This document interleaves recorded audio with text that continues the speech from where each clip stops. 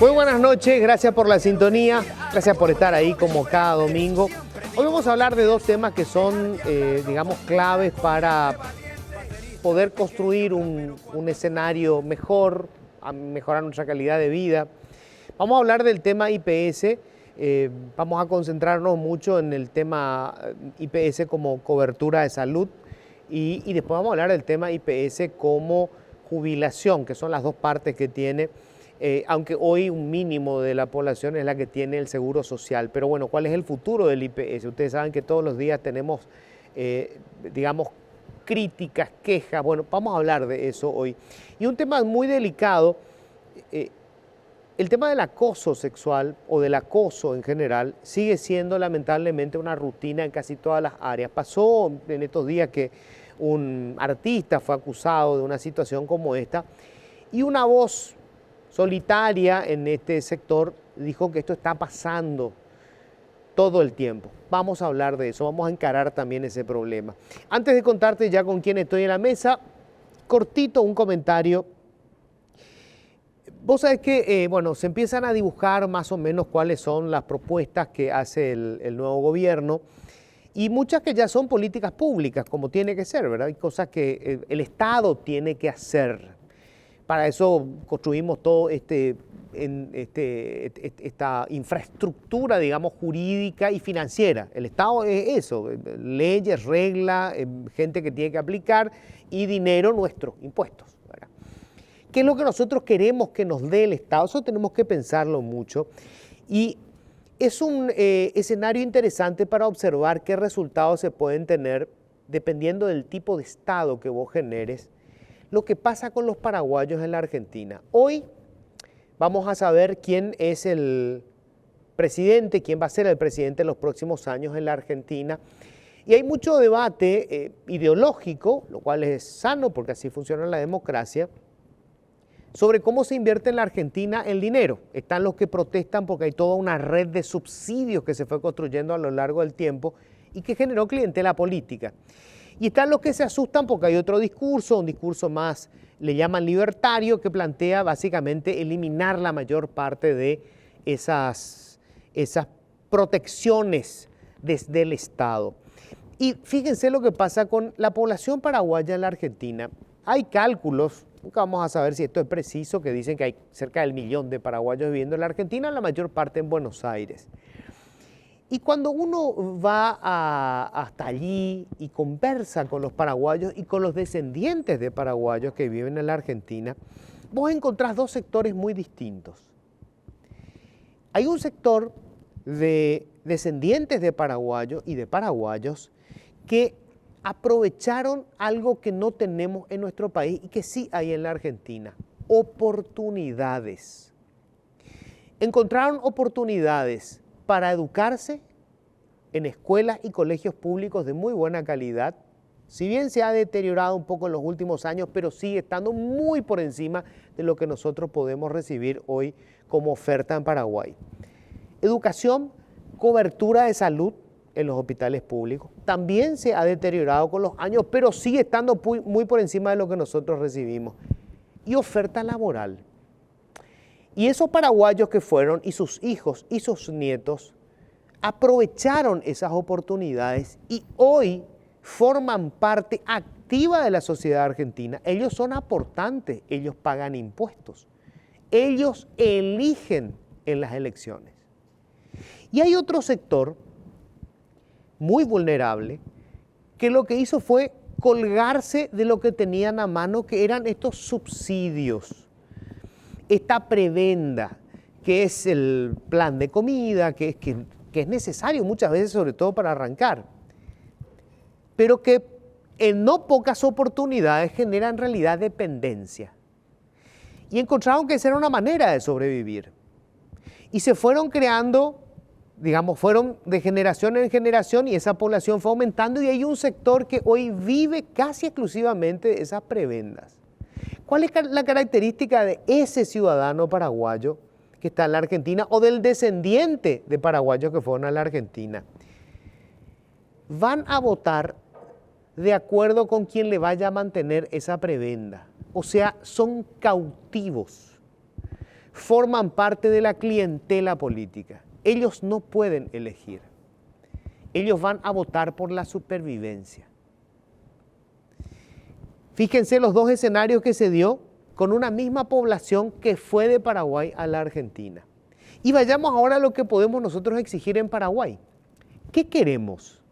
¿Queremos nosotros que se mantenga la prebenda, la clientela política, ese beneficio excepcional que te da el presidente del Comité Liberal, el presidente de la Seccional Colorada, el diputado de tu región, y que te consigue un espacio en un hospital público, o que te consigue una beca para estudiar en alguna universidad, pero que se paga con dinero público? ¿O queremos un Estado que garantice oportunidades? ¿Qué quiere decir oportunidades? Que el hijo de la verdulera tenga exactamente la misma oportunidad que el hijo del dueño del supermercado. Que tenga una educación pública de calidad, que le permita acceder a una universidad con educación de calidad y que mañana pueda competir con el hijo del dueño del supermercado por un puesto de trabajo. Aprendamos, cada vez que se plantean estos proyectos en el Congreso, en donde sea, preguntémonos, ¿qué nos están dando? ¿Oportunidades o prebendas?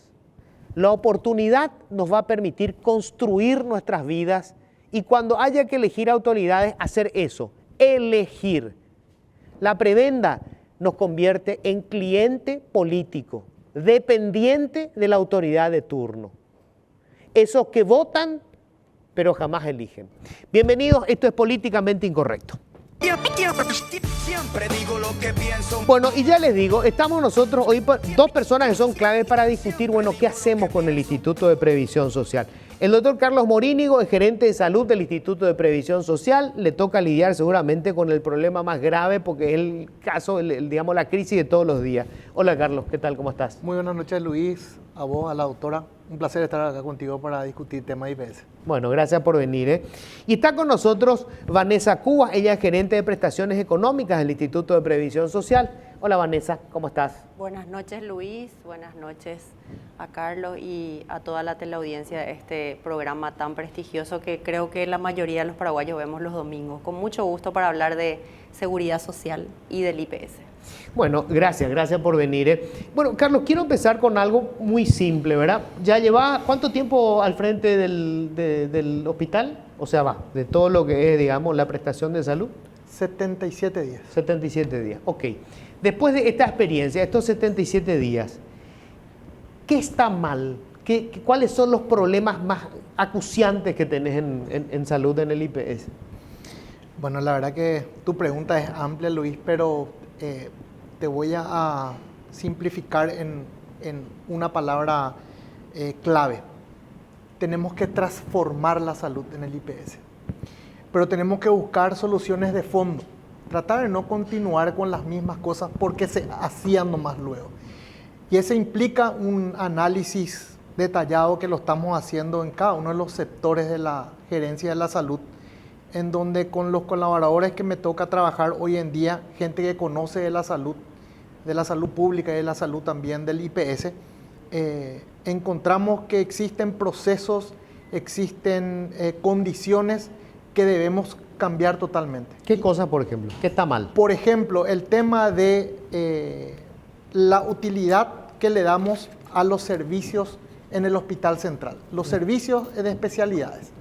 Los servicios de especialidades en el IPS, nosotros contamos con especialistas de primer mundo, que fueron formados inclusive algunos en el extranjero, y estamos haciendo cambios en el sentido de aumentar las ofertas de servicios, organizar los servicios para que tengan una eficacia y eficiencia en el suministro de estudios, en el suministro de atenciones ambulatorias, trabajando en telemedicina. Por ejemplo, hoy estamos incorporando servicios del IPS en telemedicina para el interior que no podemos llegar a veces.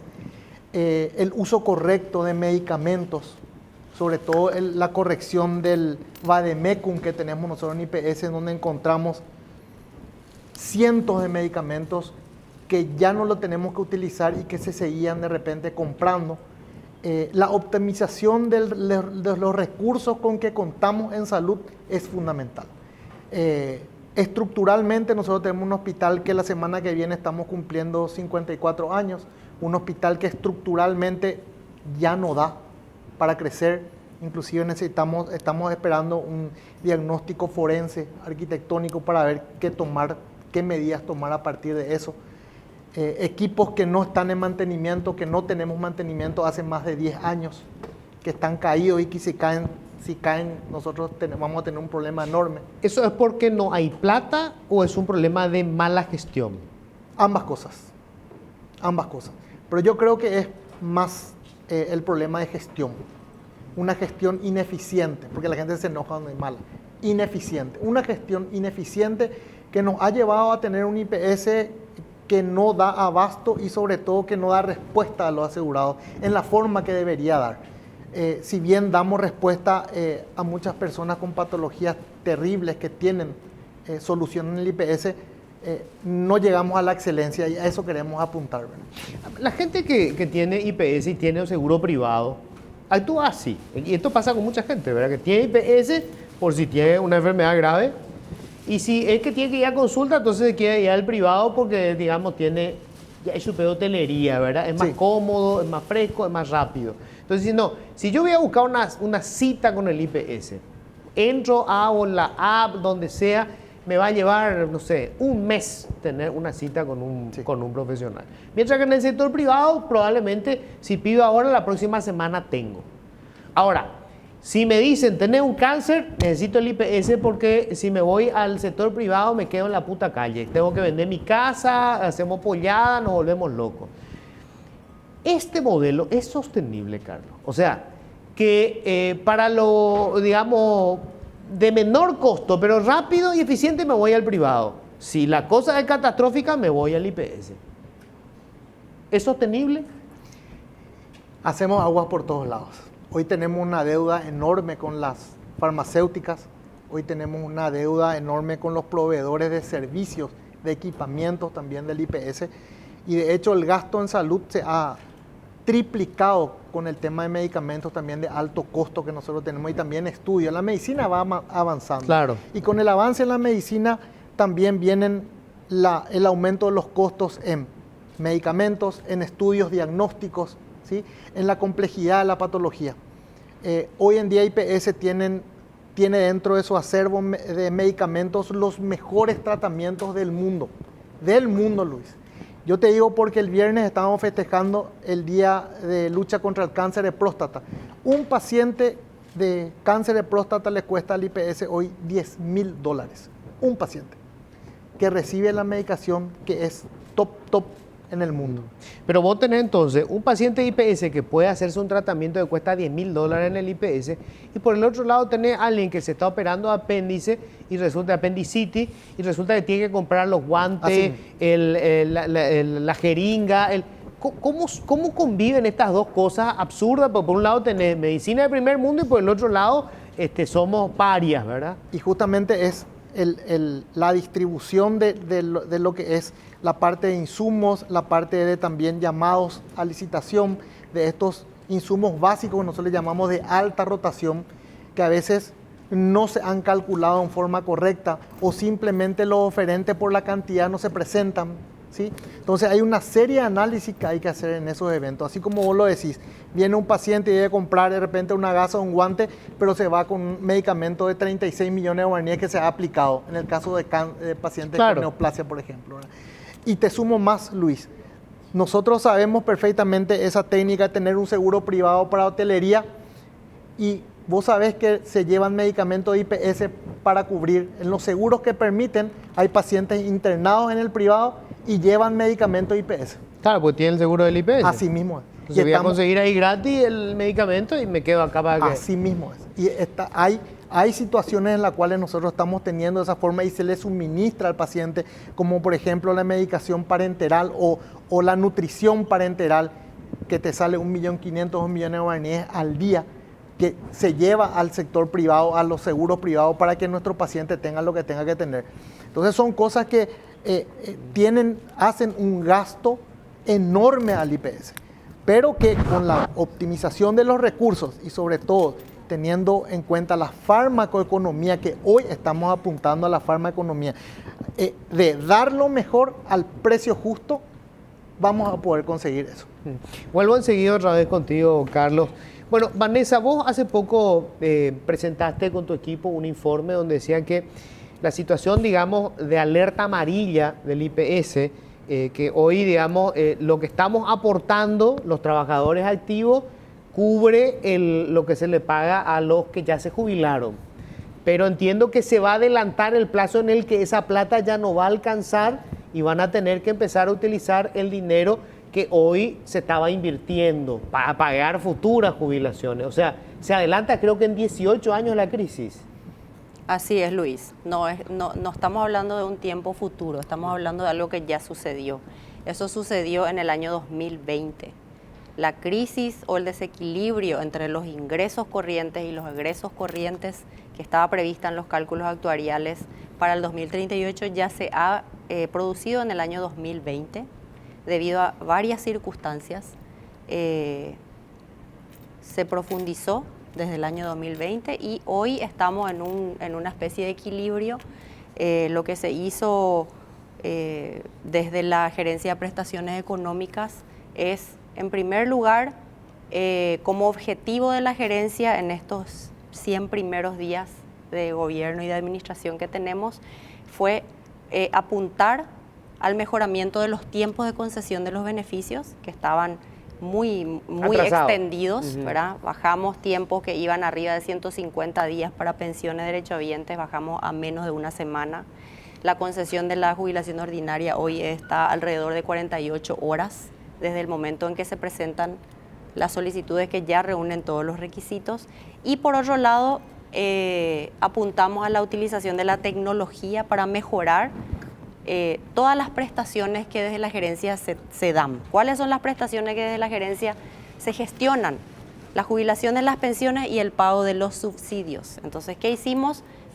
Poner como prioridad la utilización de la tecnología. Hoy, la junta médica que se tiene que hacer una persona para acceder a una pensión por invalidez, tenía que venir desde el interior o donde estuviera hasta el costado del hospital central, presentarse físicamente para solicitar esa junta médica y luego volver a venir para la realización de esa junta médica que es realizada por 3 médicos. Eso hoy nosotros acabamos de cerrar el proyecto, se va a hacer por vía web, la solicitud se va a solicitar por vía web y la realización de la junta médica también se va a hacer por telemedicina.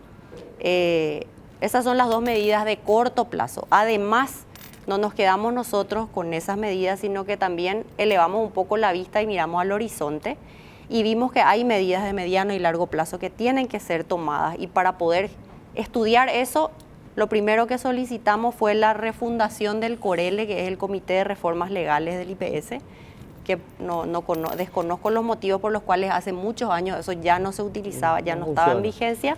Ese comité está conformado por todos los gerentes, los 5 gerentes de la institución, el director jurídico, el actuario, y allí yo presenté algunas de las medidas administrativas y reformas legales que tienen que ser estudiadas en el seno del Consejo de Administración. ¿Qué tenemos que hacer para que esa crisis que hiciste referencia, que se adelantó 18 años debido a medidas administrativas, a mi criterio, de dudosa legalidad, que se han tomado y también otras circunstancias como la inflación, la pandemia que disminuyeron los ingresos de la institución? Básicamente presentamos algunas medidas administrativas y un paquete de reformas legales, que ese paquete de reformas legales el día viernes, el jueves de la semana pasada, esa es una primicia, se trató en el Consejo de Administración y fueron aprobados algunos proyectos de ley que estaban incluidos en ese paquete. ¿De qué se trata? A ver, contame. Sí. Son 3 propuestas, para que la gente entienda nomás, Sí. ¿verdad? Porque a veces tenemos que recordar otra vez cómo funciona el Instituto Sí, de Previsión así es. Social, ¿verdad? Básicamente en este modelo de reparto, nosotros somos 3, nos queremos jubilar, empezamos a aportar un porcentaje sobre nuestro salario, ¿correcto? Así es. Durante determinado tiempo. Se jubiló, Carlos se jubiló primero, y lo que nosotros estábamos aportando, eso le empezaban a pagar a él su jubilación. Lo que vemos cuando se hace una proyección en el largo plazo es que el dinero que se aporte ya no va a ser suficiente para pagarle a los jubilados. Se empieza a usar el dinero que tenía que capitalizar y generar renta para pagar. Pero nuestro modelo tiene una cuestión que la gente se olvida. Yo no aporto el 100% de mi salario, aporto un porcentaje sobre mi salario. Así es. Y después cobro un porcentaje alto sobre el salario de mis últimos 3 años. Así es. O sea, yo pude haber durante 50 años aportado sobre el salario mínimo y los últimos 3 años aporté sobre un salario real. Y me jubilo con el promedio de mi salario real. Entonces, hay una diferencia, un faltante de dinero que se paga con los aportes de los otros. Y ahí es donde se va generando este agujero. Así es, tal cual, tal cual. Y ahora son medidas para ver, bueno, ¿cómo hacemos plata? ¿Cómo hacemos más plata para que este agujero no crezca tan rápido? Exactamente, exactamente. Lo que nosotros estudiamos es lo siguiente. ¿Tenemos que hacer reformas a la Carta Orgánica en general? Sí, tenemos que hacer reformas, porque la Carta Orgánica del año 1943. Pero esas reformas de fondo las tenemos que hacer mediante un diálogo social, con tiempo, con participación. Eso lo vamos a hacer. Porque eso es cambiar las reglas de juego. Exactamente. No para los que eventualmente. Ya estamos, para los futuros. Exacto. Si es que ocurre. Sí. Pero paralelamente hay algunas reformas, algunos pequeños ajustes que se pueden plantear hoy y que no necesariamente inciden en las reglas de juego de los cotizantes actuales. ¿Qué, por ejemplo? Por ejemplo, cambiar la base reguladora. La base reguladora es lo que acabas de mencionar. En vez de considerar solamente los últimos 3 años de salario sobre los cuales se aportó para calcular la jubilación, tomar los últimos 10 años, que es la base reguladora que tiene la mayoría de los países de la región. Inclusive hay países que tienen los 20 mejores años. Nosotros dijimos, no, vamos a tomar 10 años, los 10 años anteriores. ¿Qué se logra con eso, Luis? Se logra que las personas, en primer lugar, ya no tengamos esa diferencia entre el aporte de la mayoría de la vida laboral activa, que según las estadísticas, el promedio, la mayor cantidad de aportantes del IPS hoy aporta por un poco más de un salario mínimo.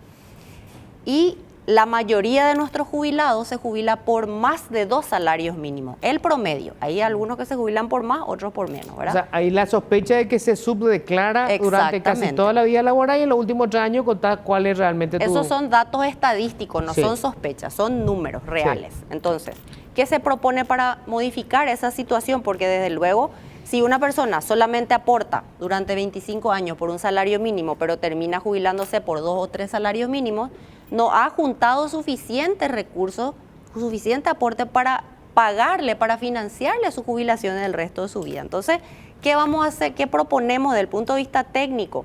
Considerar 10 años. Eso no significa ningún cambio para los aportes de hoy.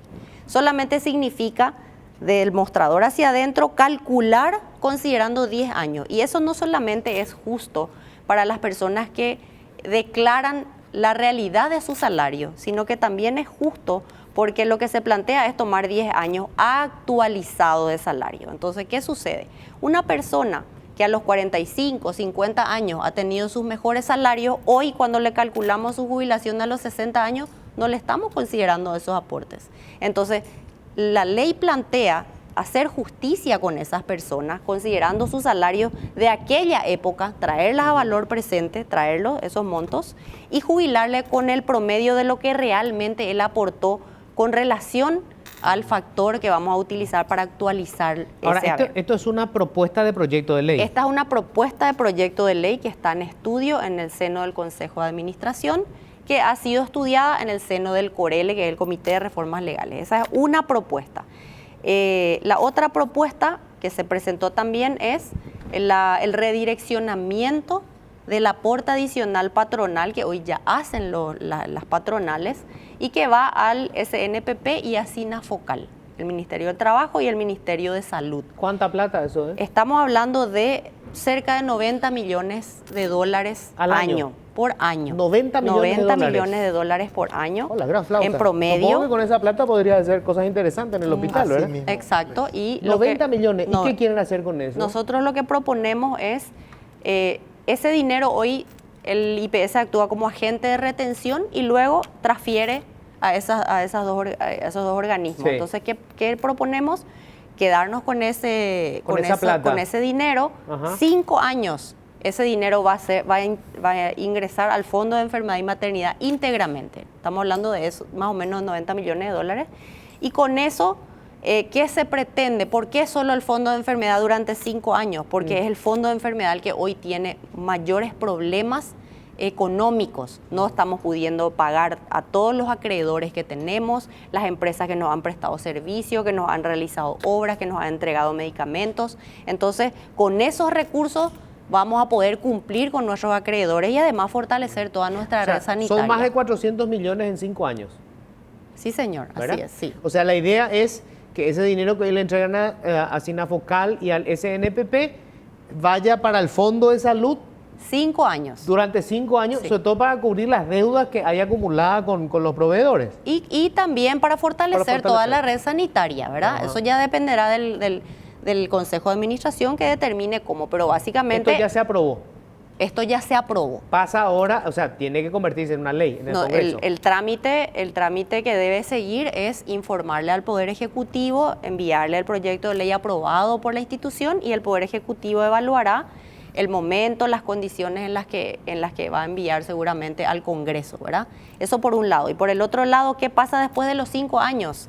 Ese mismo ingreso se distribuye 50% para el Fondo de Jubilaciones y Pensiones y 50% para el Fondo de Enfermedad y O sea, Maternidad. la idea es que ya no vuelva al SNPP y a Sinafocal. Exactamente. Nosotros consideramos que esas instituciones tienen que ser financiadas por el Ministerio de Economía a través del Tesoro, ¿verdad? Ok, esta es una. Y, hay 2 propuestas Sí, más señor. aprobadas. Otra propuesta que ya fue aprobada en el Consejo de Administración es la de autorizar a la enajenación de inmuebles improductivos de la institución. Nosotros tenemos más de 766 inmuebles titulados a nombre de la institución. Tenemos más de 500 inmuebles sin titular, que es otro proyecto de ley. Entonces, de estos 766 inmuebles, más de la mitad de ellos no solamente no generan renta, sino que generan gasto. Porque hay que mantener. Hay que mantener, hay que mantener limpio, hay que poner guardia, hay que pagar impuestos inmobiliarios. La idea es vender eso. La idea es vender, es concederle de nuevo al Consejo de Administración la atribución de vender los inmuebles improductivos ¿Y qué hace? solamente. ¿Y la plata para? Para el Fondo de Jubilaciones, porque de acuerdo a la Carta Orgánica, esos inmuebles pertenecen al Fondo de Jubilaciones ok. y Pensiones. Entonces, es para reforzar ese fondo que hoy tenemos desangrando por esas Correcto. medidas. Y por último, el proyecto que ya se aprobó es el de autorizar a la Escribanía Mayor de Gobierno a que precisamente realice esas operaciones de transferencia de dominio que hoy están todavía a nombre de particulares, pero son inmuebles que nosotros nos hemos adjudicado. Claro, para no pagar escribano. Te va a costar una fortuna. Exactamente. ¿Y por qué tenemos tantos inmuebles en esas condiciones? Porque cuando un patrón o una empresa no puede pagar sus aportes, entonces por medios judiciales nosotros Claro. hacemos de esos inmuebles como ejecutan. dación en pago por deudas en el concepto de aporte obrero patronal. Necesitamos incorporar eso al patrimonio institucional, tienen que figurar a nombre de la institución Claro, y por perfecto. medio de esa ley, ¿verdad? Perfecto. Carlos, el tema justamente de este tema de las licitaciones, ¿verdad? O sea, el pánico siempre es que IPS, cada administración que entra va a hacer su caja con las licitaciones, ¿verdad? ¿Cómo se puede hacer para, primero que no ocurra eso que estabas diciendo, ¿verdad? El tema de provisión de guantes, jeringa, eso pues tendría que ser una licitación abierta para que te vayan proveyendo y no la tontería de ya gasté todo, yo pensé que iba a usar 10, ahora resulta que ya gasté todo, necesito otros 10, tengo que hacer otra licitación y la gente está esperando. ¿Cómo se puede resolver esto y que sea transparente? Justamente hoy en día se van a hacer los llamados ya contrataciones públicas, ya estableció justamente un sistema en donde es más amigable y que vamos a interactuar también con el Ministerio de Salud, donde las licitaciones van a estar en el portal y se van a hacer directamente ya con la rapidez que nosotros necesitamos en la salud.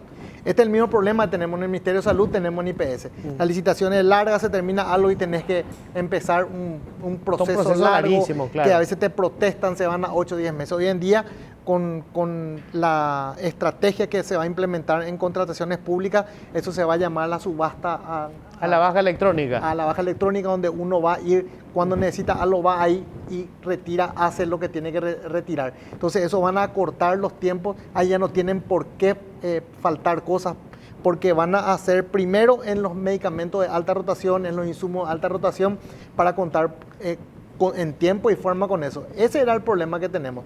utilizábamos todo, teníamos que llamar a una adenda, eso se tiene que hacer otra vez si no hay protesta, pasa el tiempo, mientras tanto nos quedamos 1 o 2 semanas sin el medicamento o sin los insumos, recuperamos, se acaba otra vez y entonces todo eso va a terminar con esta nueva forma de llamado y de adquisición de insumos y medicamentos. Bueno, un tema siempre delicado, Vanessa, pero que tiene que ver con justamente esta política de reducir costos del IPS, tiene que ver con el personal.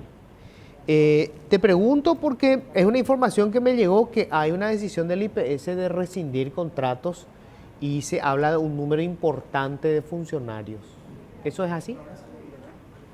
Sí, tengo conocimiento, Luis, que eso es así. De hecho, en declaraciones de nuestro presidente, el doctor Jorge Brites, había informado que encontramos en planilla más de 10.000 funcionarios que ingresaron en los últimos 5 años y como te imaginarás, se hizo una revisión de si realmente eran necesarios esos funcionarios, un informe de cada una de las dependencias. El doctor Morínigo te puede dar más detalles porque él realmente es el que tiene la mayor cantidad de funcionarios a su cargo, pero efectivamente fue necesario hacer esta revisión y quedarán los funcionarios que son realmente necesarios y que cumplen una función, y los que no lo hacen, entonces lamentablemente tenemos que tomar esa medida. Me dicen, Carlos, que hay que rescindir como 7.000 contratos. El día de ayer se empezaron a hacer las notificaciones. Nosotros tenemos el impacto en la gerencia de salud de personal de Blanco y todo lo que involucra la atención. Tenemos unos 600 descontratos que se hicieron debido a un análisis en donde se vio como prioridad indicadores como, por ejemplo, llegadas tardías, inasistencias sin justificación, ausencia en el lugar de trabajo y con marcación correcta, reposos injustificados, una cantidad. Teníamos una funcionaria que 80 reposos presentó solo este año. Y ahí está también investigado ya el médico que suministró, porque característicamente era siempre el mismo médico. Y son cosas así que se detectaron, Luis. Y también tener en cuenta que en este año solamente ingresaron como 400 o 500 personas en este año. Hemos encontrado en el interior del país, sobre todo, dependencias, puestos sanitarios que tienen 2 piezas con 40 enfermeras, por ejemplo, asignadas. Y son como 7.000 funcionarios que van a tener que ser Actualmente rescindidos. 600 están notificados en la parte de la gerencia de salud. Eso va a ir aumentando probablemente con el tiempo, se está haciendo el análisis. Claro, porque si entraron como 10.000, o sea, tiene lógica que se hable como 7.000 también, recesiones. Luis, hay que tener en cuenta, y para tranquilidad también de los asegurados y también de los médicos, de los colegas que están como directivos de los hospitales, lógicamente eso va a estar también sujeto a análisis nuevamente después para ver la reincorporación o no de esos funcionarios. De hecho, se hizo un análisis previo para no ser un golpe tan fuerte, ¿verdad? Pero necesitábamos hacer eso debido a la cantidad que teníamos en algunos servicios y sobre todo en algunos hospitales donde el análisis fue catastrófico con respecto a la cantidad que había y la necesidad real que teníamos. ¿Cuántos sindicatos tiene el IPS? Ahí la doctora ella tiene más. Yo estimo que son bastante más de 10, 12, 14. Hay algunos que son muy importantes. Realmente no. Creo que son arriba de 14 sindicatos, que lo recuerdo desde la época en que era directora jurídica, ¿verdad? Esto realmente lidia más el área de manejo de talento humano, pero estamos por allí, ¿verdad? Claro, porque mucho estamos hablando de 26.000 funcionarios. Sí. O sea, hay muchos sindicatos de enfermeras. El total de funcionarios del IPS hoy es de 26.000. Así es. O sea, de lejos de ser la empresa más grande del país. Digo, por la cantidad de contratados. Luis, tenemos el hospital más grande del Paraguay. El hospital central es el hospital más grande del Paraguay y más complejo también. O sea, ahí tenemos 1.260 camas. Imagínatelo. Con una futura construcción de un centro oncológico también, hemato-oncológico, con un centro también geriátrico, que el complejo geriátrico de sobre Artigas. O sea, IPS es un gigante de la salud, de prestación de servicios de salud. O sea, Aquí estamos hablando de una institución que tiene una capacidad enorme resolutiva con 1.500.000 asegurados y luego los beneficiarios, todo lo demás que estamos cubriendo, y hacemos una ayuda fundamental a la salud pública también nosotros. Ahora, ¿cómo se hace para descongestionar? Vos tenés en ese hospital hoy gente que viene de todo el país. Sí. Para cualquier tipo de enfermedad, o sea, desde cuestiones gravísimas a cuestiones, no sé, tiene que visitar con el psicólogo, igual también va al mismo hospital. Así mismo, Luis, y ahí es donde nosotros necesitamos, primero, recursos económicos, infraestructura en el interior para poder hacer. Hoy tenemos, por ejemplo, un hospital de especialidades quirúrgicas que es el Ingavi, que ya salió del hospital central, que ha sido también un poco traumática esa mudanza, que hoy estamos acomodando los puntos. El hospital central de por sí, como ser mater, debe recuperar otra vez su estadificación, donde se resuelve la mayoría de los problemas, con el apoyo ya de Ingavi, que es un centro altamente especializado. Tenemos el complejo del adulto mayor, cuando se termine también. El 70% de nuestros pacientes de la urgencia son adultos mayores. Cuando tengamos el complejo, ahí se va a desagotar también el hospital central. Y en el interior del país estamos viendo ahora, de acuerdo a lo que tenemos de predisponibilidad presupuestaria, nosotros estamos haciendo la integración con el Ministerio de Salud Pública. ¿Qué significa? El Ministerio de Salud Pública, a veces, o el IPS tiene una carcasa gigante de casa, pero no tiene especialistas. Entonces, ¿qué hacemos? Hacemos la integración con salud pública, entonces le damos lugar o ellos nos dan lugar y nosotros le brindamos atención a nuestros asegurados y no asegurados, pero cada uno tiene su farmacia. El asegurado IPS va a retirar de su farmacia y el de salud pública va a su farmacia. Entonces, esa simbiosis que en el interior necesitamos, primero, por la falta de especialistas a veces que hay en el interior que no tienen poder de solución, necesitamos esa simbiosis. Y hay casos que sí o sí, Luis, van a tener que ser derivados al hospital central. Esperemos lograr de acá a 3, 4 años que sea la menor cantidad posible, pero para eso necesitamos justamente lo que la doctora estaba diciendo hace rato, necesitamos los fondos necesarios para fortalecer las cabeceras departamentales, ir descentralizando la atención y utilizando una herramienta que para mí es fundamental en estos días: la telemedicina. Hoy en día nosotros de acá a Asunción tenemos ya como 7 especialidades que el neurólogo le atiende a un paciente que está en Fuerte Olimpo, ya le hace la interconsulta y le podemos suministrar sus medicamentos mediante la telemedicina. Y hoy IPS yo creo que es pionero en la telemedicina hoy de atención médica de paciente, de especialista con un paciente que está ya a 800 kilómetros como Fuerte Olimpo, por ejemplo. Entonces, para fortalecer eso yo necesito recursos que hoy en día no tengo, Luis. Vanessa, yo entiendo que esto que tú estás planteando va a tener tratamiento de urgencia, porque IPS tiene hoy una situación de crisis financiera, o sea, hoy tiene proveedores a los que no les está pagando, y eso significa riesgo de que le corten el suministro de medicamentos, con todo lo que supone eso de gente protestando con razón porque no tiene su medicamento oncológico, no hay jeringas, en fin, todo lo que supone. Así mismo es. Justamente por eso, dentro del plan de gobierno de 100 días de la institución, estaba como un punto fundamental aprobar esto. Impulsar las reformas legales urgentes. En ese marco de reformas legales urgentes es que se conforma el comité y se plantean estas modificaciones legales y también administrativas, ¿verdad? Una de ese paquete de medidas para poder obtener más recursos y para fortalecer no solamente el Fondo de Jubilaciones y Pensiones, también el de Salud. Hablamos ya de la venta de inmuebles, sí, de la autorización a la Escribanía Mayor de Gobierno para realizar todas las transferencias, la de el haber mínimo jubilatorio también es una medida administrativa, no legal. Ese haber mínimo jubilatorio es un incremento que se hizo por resoluciones del Consejo en el año 2020 y 2021, que hoy nos están generando una enorme sangría económica. ¿Por qué? Porque lo que se trata es que por ley se ha establecido que el haber mínimo jubilatorio tenía que ser del 33% del salario mínimo. Sí, es decir, no menos que eso. Una persona al menos tiene que recibir una jubilación del 33%. Estamos hablando de 800.000 guaraníes. El Consejo de Administración dispuso en el año 2020 incrementar ese piso de la ley, que era desde el año 2011 se venía pagando, al 50% del salario mínimo. Es decir, una persona que hoy se debería de jubilar por 500.000 guaraníes según su aporte, por ley se le tendría que pagar 800.000 guaraníes y el Fondo Común de Jubilaciones absorber esa diferencia de 300.000.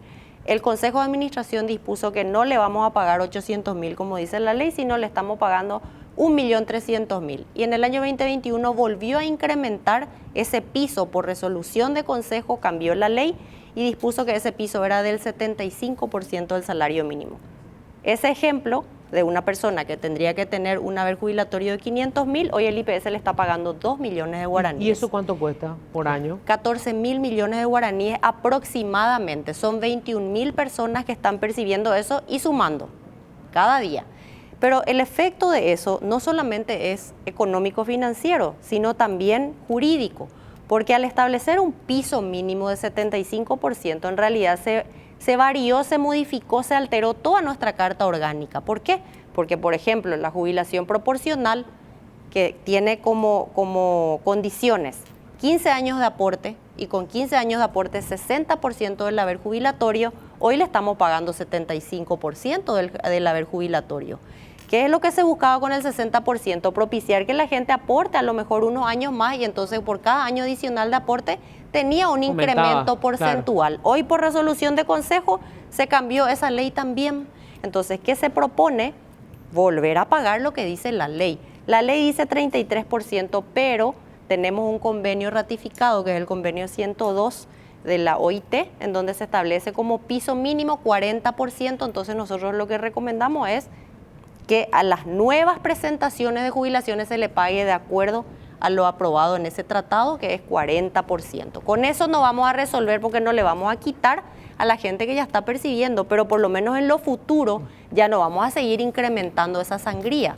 Lo que es importante que se entienda aquí es que los jubilados que aportaron sobre el salario mínimo y los que hoy están cotizando, que son más de 800.000 personas, están subsidiando esa diferencia entre lo que le deberíamos de pagar y lo que le estamos pagando realmente. Claro, ¿verdad? Hay que entender que siempre cuando se le da un beneficio adicional o excepcional a un sector, el otro sector lo paga. Exactamente. No hay merienda gratis, alguien tiene que pagar. Y otra cosa que te quiero decir, Luis, es que estas reformas son urgentes, son inmediatas. El Consejo de Administración tiene ya para estudio, la mayor parte de ellas ya ha aprobado y desde luego ellos consideran el aspecto social, el aspecto político de todas las medidas que nosotros como técnicos, como gerentes, como directores, hemos puesto a consideración, y ellos van a estudiar con esos criterios. Ellos tienen que negociar a ver cómo hacen para pasar la ley. Exactamente. Y por el otro lado me gustaría comentar nomás la pregunta que le hiciste al doctor Morínigo de cómo funciona este sistema, si este sistema es sostenible o no, ¿verdad? De que la gente paga un seguro privado y luego también el IPS. ¿Qué hacen otros países? En otros países en Uruguay, por ejemplo, existe un fondo para enfermedades catastróficas, que aquí también se creó, pero que nunca funcionó. Claro, no tiene fondo. ¿Qué hace ese fondo? Absorbe todos los tratamientos, medicamentos, equipos necesarios para tratar enfermedades de alto costo. Con eso descarga del sistema público, ya sea del IPS o del Ministerio de Salud, ese tipo de tratamientos, y nosotros como Seguro Social debemos tener una canasta limitada de servicios. Con esa canasta limitada de servicios nosotros tenemos que atenderle al 100% de nuestros asegurados, porque hoy ¿qué sucede? El 20% de nuestros asegurados se lleva el 80% de nuestro presupuesto y el saldo restante queda para la generalidad. Nosotros tenemos que invertir eso, y otros países encontraron una solución mediante la creación de ese tipo de organismos. Se me fue el tiempo, lamentablemente, hay muchísimo tema para seguir hablando, pero creo que es una pincelada rápida para entender cuál es el escenario y sobre todo buscar soluciones. O sea, yo creo que ya pasó el tiempo del debate político fuerte y ahora, más allá de quién gobierne, necesitamos políticas públicas a largo plazo que resuelvan los problemas. Y esta es una cuestión clave. Antes de terminar, una buena noticia. Porque, sí. A ver, sí. Solo una buena noticia que quiero dar antes de cerrar. El viernes de esta semana se cumplió con el pago del haber jubilatorio de noviembre de $47 millones y también simultáneamente se pagó el beneficio adicional anual por 44 millones de dólares. Son 91 millones de dólares que nuestros jubilados y pensionados han recibido efectivamente ya el viernes, y son 91 millones de dólares que están en el sistema económico de nuestro país. Bueno, Vanessa, Carlos, muchísimas gracias. Gracias, Luis, por la invitación. Tengo que hacer una breve pausa. Quédate, vamos a hablar de temas bien complejos. Esto que tiene que ver con lo que es el acoso que vive en todos los ambientes, también en el área del espectáculo. Lo vamos a hablar enseguida. Pero vamos a hablar de un tema delicado. En la semana esto volvió a colocarse sobre la mesa después del escándalo que se generó a partir de la denuncia que pesa contra un músico acusado de haber abusado de 2 menores. Obviamente existe la presunción de inocencia, el proceso está abierto. Pero después de esto, una cantante, una artista, decidió también decir que estas cuestiones están pasando en el área de la música también, y que es importante hablar de esto, poner sobre la mesa, lo cual me pareció a mí muy valiente. Por eso hoy vamos a hablar de esto. Estamos justamente con ella, Juliana Mendiza, nombre artístico India Guaraní. ¿Qué tal, Juliana? ¿Cómo estás? ¿Cómo estás, Luis? Muchísimas gracias por la invitación, por el espacio, realmente muy importante poder hablar de esto. Bueno, gracias a vos por venir y por animarte a hablar de esto. Y estamos con Alejandra Peralta, abogada. Hace rato se convirtió en una voz importantísima para hablar de derechos humanos. ¿Qué tal, Alejandra? ¿Qué tal, Luis? Muchas gracias por la invitación. Un gusto también aquí compartir con Juliana. Me gustaría primero que nada, Alejandra, para poder, digamos, contextualizar bien algunas cosas. ¿Qué dice nuestro Código Penal? O sea, ¿qué es lo que se entiende por acoso sexual y por abuso sexual? Porque sobre todo en el tema de abuso da la impresión de que si no hubo coito, la gente cree que no es abuso, ¿no? ¿Qué supone esto? Sí, muy importante la pregunta, definir primero lo que es el abuso sexual. Bueno, de hecho, ambos tipos penales están en contra del bien protegido, que es la integridad sexual en este caso. En el caso del abuso sexual sí es lo que comúnmente conocemos como una violación, ¿verdad? Le llamamos así, el código lo tipifica como abuso sexual, tiene una pena mayor a la del acoso, implica, digamos, invadir ese espacio físico. Ambos tipos penales implican invadir el espacio físico de la persona, pero en el caso del abuso sexual, Luis, efectivamente puede ser a través de la penetración, puede ser a través del sexo oral, puede ser a través de, digamos, otros actos sexuales por el cual se le esté obligando a esa persona a padecer eso, contra su voluntad, por supuesto. Y en el caso del acoso sexual se requieren otros elementos. Habla de un hostigamiento que se haga a esta persona, generarle una incomodidad, un fastidio, ¿verdad? Hostigamiento es la palabra que utiliza el código.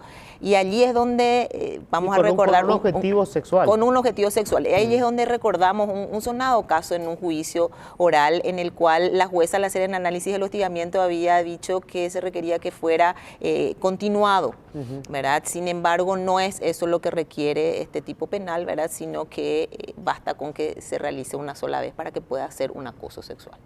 Bueno, y justamente con respecto a eso, Juliana, vos me decías en radio, quiero compartir esto con la teleaudiencia, que lamentablemente en el mundo del arte y de la música también se da que personas que eventualmente pueden influir en tu carrera, ya sea contratándote para un show o grabando un disco o dándote espacio en un festival, hay personas que aprovechan esa situación de poder y buscan algún tipo de favor sexual a cambio. Totalmente, es un hecho porque somos muchas ya las mujeres que estamos dentro de la música y que vivimos siempre los mismos patrones, pero esto no empieza acá, Luis, empieza realmente...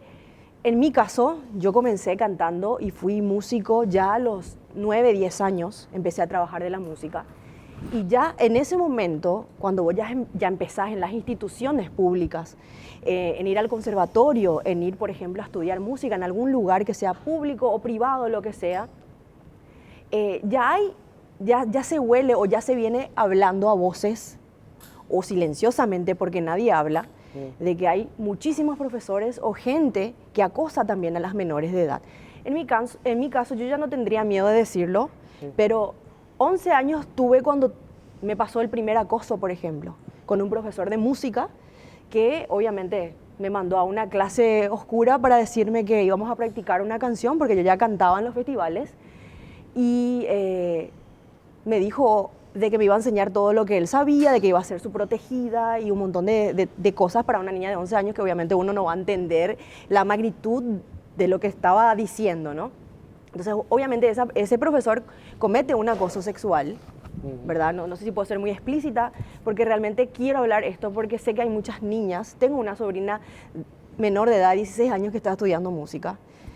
Y es terrible el daño y la consecuencia que esto nos genera como mujeres dentro de la música, porque después, ¿cuál fue? Uno denuncia, yo denuncié con mi madre a la institución, denunciamos, nos fuimos con todo, con el peso de la ley, y lo único que hicieron fue cambiarme de clase. Me cambiaron de clase y me excluyeron de mis compañeros, y esta persona siguió enseñando música por el resto de su vida y haciendo lo mismo, y era una eminencia de la música y tenía un estatus enorme en mi pueblo, en mi ciudad. Y nunca nadie pudo hacerle nada. Y digo, ¿cómo esto es posible, Luis? ¿Cómo es posible que tengamos que pasar y normalizar? Bueno, total, no voy a tener jamás el apoyo de las autoridades, esto no se va a exponer, y tampoco las autoridades de la institución ni nada me van a dar el apoyo. ¿Es normal entonces esto? Para entender nomás qué tan grave es lo que estás contando. Vos tenías 11 años. 11 años. ¿Hasta dónde llegó esta persona? Esta persona me metió en una clase, tomó mi mano y empezó a manosear sus miembros. Esto fue así de claro. Clarísimo, y más que clarísimo. ¿Y sabes por qué me animo a decirlo? Porque si hay alguien que está viendo este programa y que ha pasado lo mismo, por favor, ya denunciemos, porque eso no está bien. No está bien, y yo crecí con la idea de que, bueno, me tenía que callar, porque el profesor era superior y tenía un poder de superioridad. Entonces digo, qué grave esto, Luis. Qué grave, porque me dio tanto miedo en el momento que tuve que dejar de estudiar música en ese lugar. Y me fui, me aparté, y después también mis compañeros, obviamente, que sabían de la situación, mira un poco qué loca estaba. Y la mamá, claro, ni qué decir. Digamos, la loca eras vos, que hiciste la denuncia. Mi mamá y yo. Porque la mamá loca está mintiendo. Ese profesor nunca pudo haber hecho eso. Es más, en ese momento yo era una mamá soltera, que nosotros habíamos perdido recién a mi papá. Estábamos en una situación bastante vulnerable, y era la loca que viene a denunciar esto y que viene a acusar esto. ¿Con qué motivos o con qué quiere sacar provecho de esta situación? Alejandra, lamentable. Supongo que estas historias las escuchará a menudo, ¿no?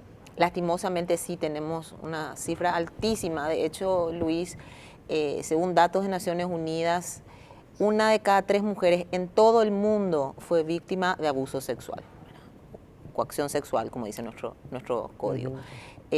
Y la cifra se eleva a 2 de cada 3 mujeres para los casos de acoso sexuales en todo el mundo. Eso es terrible, realmente es terrible, y en Paraguay estamos rankeando en casos de abuso sexual y abuso sexual en niños, lastimosamente. Entonces, algo estamos haciendo muy mal, ¿verdad? Y ese algo es justamente ese poder que se cree que se tiene sobre la mujer. En el caso de la coacción o abuso sexual, se requiere fuerza o amenaza. Dice, le obligara a padecer incluso en sí misma actos sexuales, ¿verdad? No hace falta llegar al coito, el coito es un agravante, ¿verdad? Pero que le obligue mediante fuerza o amenaza a realizar actos sexuales. Puede ser incluso una masturbación, cualquier acto sexual. En el caso que llame a una niña y se toque, claro, aunque la otra sola esté observando, eso ya es un caso de abuso. Así mismo. Y en el caso del acoso, justamente nuestro código se refiere a ese grado de superioridad o de influencia que se tenga sobre la persona, sea un superior jerárquico o de alguna manera, en el caso de los artistas, quien tenga la posibilidad de contratarles, ¿verdad? Quien tenga ese espacio de liderazgo o de influencia sobre el artista. Y lastimosamente también a veces cuesta mucho identificar porque el acosador es muy manipulador. Entonces, existen evidentemente los que vienen y los que encaran de una, ¿verdad? Pero también están los manipuladores y allí es donde cuesta distinguir y realmente tratar de defenderse. Y evidentemente en muchísimos casos en los que la víctima por temor se calla, ¿verdad? Ya sea o por dependencia económica o porque sabe que puede perder su trabajo y lastimosamente es esa falsa creencia del poder que tiene el hombre sobre la mujer. Y mucho más cuando existe ese grado de influencia o esa dependencia económica, sea su empleador o Juliana, otra situación. y hay, digamos, nombres que se repiten cuando, en secreto o digamos, en grupos reducidos se comentan de situaciones como esta. Es decir, hay acosadores seriales, por decirlo así, en el mundo de la música.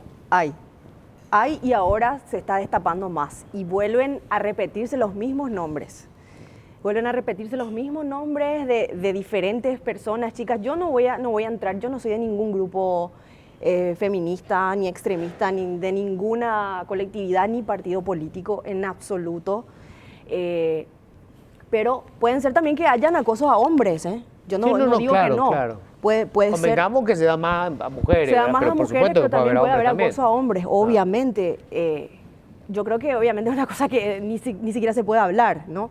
Pero ahora las chicas que nos estamos uniendo un poco más, tomando un poco más de fuerza y diciendo, bueno, chicas, si a todas nos está pasando lo mismo, hagamos fuerza. Y están saliendo los mismos nombres de las mismas personas una y otra vez. Y son personas que ya tienen un estatus, vamos a decir, no quiero decir musical, pero ya tienen un estatus, un renombre dentro de la música. Y decimos, pero ¿será posible de que esto no podamos hablar, no podamos expresarnos? ¿Por qué? Porque es muy cierto lo que ella dice. En algún punto va a ser la palabra de él contra la mía. En cómo yo puedo probar esto si realmente se dan en momentos, en situaciones muy ambiguas. Por ejemplo, al terminar un show, o por ejemplo, al estar en un estudio de grabación, a solas, a no ser que vos con la intención ya de grabar o hacer unas fotos o videos y ese tipo de cosas, ya con la intención, pero muchas veces te agarra desprevenida una situación y bueno, no tenés las pruebas suficientes. Sí. Y allí es justamente donde, por ejemplo, en otros países como en España, existe la ley del solo sí es sí, ¿verdad? Justamente para estos casos, como cuando es la palabra uno contra el otro y cuando se necesitan de signos inequívocos, porque el hombre de repente puede decir, no, lo que pasa es que ella me dio, digamos, la chance y por eso yo me tiré el lance y ella, yo deduje que ella sí quería, finalmente me dijo que no quería, pues ya estamos. Entonces, en España justamente se promulgó esta ley del solo sí es sí, solo cuando se tiene el consentimiento expreso de la mujer con signos inequívocos, ¿verdad? Claro. Entonces, caso contrario, se trata de un acoso, ¿verdad? O se puede hablar de un acoso. Estaba pensando, hay varias áreas, ¿verdad?, en las que se producen este tipo de situaciones y siempre se busca cubrir todo con el silencio. Evitemos el escándalo. Sí. Esto pasa, vamos, en la televisión. Hay un canal en el que el jefe de prensa hoy está procesado por acoso y por abuso sexual. Y fueron colegas las que se animaron a romper el silencio y hoy están todas en la calle, lo cual es terrible también. Terrible porque, digamos, en las propias empresas muchas veces buscan ocultar esto. Evitemos el escándalo y evitar el escándalo significa echamos al acosador, pero echamos a todas las que denunciaron el acoso también. Así es, totalmente de acuerdo. Y es por eso que, bueno, inclusive ya me han llegado mensajes diciendo parala, porque estás como ensuciando la profesión del la profesión. músico. No es eso. Esto afecta nuestro ámbito laboral. Ya los clientes se van a sentir inseguros de contratarnos. No es así. Y quiero aclarar de que hay músicos muy profesionales. Inclusive yo trabajo con músicos muy respetuosos que siempre me han respetado también. No es una cuestión de género esto, es una cuestión de que hay personas. Por eso digo, no descarto que hayan mujeres también que utilicen... Que acosen, claro. Que acosen, que sean acosadoras o que inclusive mientan, ¿no? Porque puede pasar también eso. Y yo trabajo con músicos que también son muy respetuosos, que son que nunca van a tener el valor de acosar. Pero ya me han dicho inclusive, esto está afectando nuestra parte laboral. Es mejor callarlo y dejarlo así. Y porque si no, no vamos a conseguir trabajo. Si no, no vamos a un laburar. Clásico. Además, quilombo, no, es una persona complicada. Entonces, evitémosle. Sí, así mismo. Alejandra, se me va a ir el tiempo y no quiero dejar de preguntarte esto porque es un clásico que buscan justificar porque la gente estaba bajo los efectos del alcohol o de la droga. ¿Eso supone algún tipo de, digamos, coraza de protección? No, estaba borracho, por eso lo hizo. Bueno, ahí ya sería una cuestión probatoria, ¿verdad? Sería una cuestión probatoria en el sentido de decir cuánto de su conducta realmente fue queriendo, cuánto pudo discernir lo que estaba haciendo, si estaba realmente en pleno conocimiento. Evidentemente se va a plantear algún tipo de defensa y ya va a campear exclusivamente en el ámbito probatorio, Luis, sea a los efectos de atenuar la conducta, ¿verdad? O sea a los efectos de decir definitivamente esta persona no estaba en absoluto, o estaba bajo los efectos de alguna droga, ¿verdad? Sí. Y no tenía el dominio ni la capacidad de discernir lo que estaba haciendo. Sí, puede influir eso, pero ya va a ser una cuestión probatoria y bueno, eso es por algo, se va a tomar caso por caso. Algunos casos recientes donde estaban diciendo, no, le pasa que estaba drogado y por eso yo creo que, por ejemplo, la pedofilia es una enfermedad, pero la pederastía, que es la comisión del delito, yo creo que no igual está penada. No, totalmente. Estamos hablando de cosas diferentes, realmente, porque lo primero exige ya una planificación, ¿verdad? Y una planificación no se va a poder llevar en ese estado. Claro. Otra cosa es estar de repente en una fiesta y ya estar alcoholizado, entiendo, y que se dé en otro contexto, ¿verdad? Claro. Otra cosa ya es la pedofilia, que uno finalmente sea un consumidor de alguna droga, sea la cocaína o lo que fuera, ¿verdad? Pero ya se necesitan actos preparatorios para llevar adelante todo el esquema que se montó. Claro, y eso es muy importante para cerrar nomás, Juliana, en los casos de acoso, sobre todo, se dan, digamos, de manera muy estudiada. O sea, el acosador no es un accidente, sabe dónde te lleva y en qué momento estás en una situación de relativa dependencia para intentar forzar un favor. Absolutamente, y esto pasa, como decís vos, en todos los ámbitos, no solamente en lo artístico, sino en lo comercial también pasa, ¿no? De la persona o el cliente que de repente ya se acerca con otras intenciones y te ofrece un trabajo que en realidad te está poniendo entre la espada y la pared, que si no accedes a una cosa no te va a dar trabajo. Y ya escuché un montón de cosas, tenés que hacerte respetar, es verdad, pero muchas veces esto se da en una situación muy... uno de repente no se da cuenta, como decís, porque es muy manipulador el sistema, y cuando ya estás ahí, obviamente ya lo tenía planeado y ya sabías que esto se iba a manejar de esa manera. Entonces, obviamente, como decís, es manipulado y no es algo al azar, una mala interpretación de la persona, que vos le diste pie a algo y esa persona malinterpretó y bueno, después se dio para atrás. No, el acosador nunca va para atrás. El acosador va para adelante siempre. Y por más que vos le digas que no, va para adelante y sigue adelante. Y después, ¿qué pasa? Despechado, empiezan los malos tratos, dentro o fuera del trabajo, empieza la exclusión y empieza, no, ella era la que me tiró onda y después se hizo y... Así mismo, lo que pasa es que va en escalada, ¿verdad? Generalmente. Son pocos los casos en los que, por eso te repito, en los que uno entra así directamente a acosar, ¿verdad? O comienza con un toque en la espalda, en el hombro, en el muslo. Entonces, siempre va en escalada, lo mismo que la violencia de género, ¿verdad? Comienza con un mal lenguaje, con celos excesivos, luego ya van a la agresión verbal, los golpes terminan en feminicidio, ¿verdad? Pero no comenzó de la noche a la mañana esto, claro, tuvo una secuencia en escalada. Entonces, una tiene que saber interpretar cuando realmente está ante una situación de violencia de género, cuando está ante una situación de acoso, cuando realmente tiene que denunciar, a quién denunciar, qué decir, cómo decirlo, claro, porque evidentemente son casos que cada vez aumentan, nuestras cifras nos dicen, y nuestras cifras no solamente en Paraguay, a nivel mundial. Sí. Bueno, se me fue el tiempo, pero yo agradezco Juliana, tu coraje para hacer público. Esto tenemos que debatirlo, gente, de la comodidad que supone para nosotros varones esta cultura machista estamos nosotros obligados a ver lo que está pasando. Tenemos hijas, tenemos esposas, tenemos madres, tenemos hermanas que vienen padeciendo esta situación desde hace décadas. Olvídate esa historia que la cultura paraguaya y le ponemos los colorcitos. Mentira es.